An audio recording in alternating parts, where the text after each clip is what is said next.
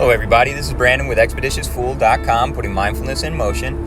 And today I wanted to mention something. A lot of people have been grumpy about this lately, so I wanted to talk about it. I heard Dave Chappelle in one of his things talk about how he said he didn't want to be poor to his dad, right? And his dad said, "Let me tell you something, son. You are never, ever poor. What you are is broke," right? Then he said, poor is a mindset. And a lot of people, especially they talk about the elites, or I'm in poverty, or we get down on ourselves when finances run low, right? But exactly what that says is poor is a mindset.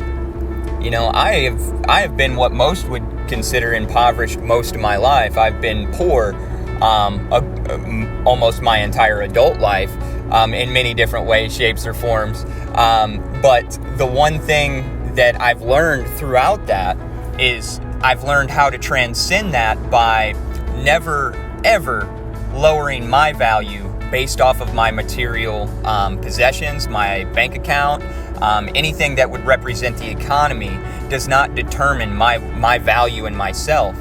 Because it's when we start to dip down and feel bad about ourselves because we don't have, or these people have this, and start that comparison game. Right? But poor is a mindset. My value is never, ever determined by my bank account or my wallet size. It's never determined by the house that I have.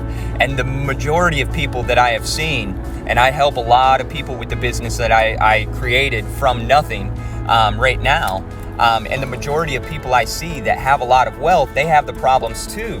But their problems are more along the soul area, right? It's in that arena.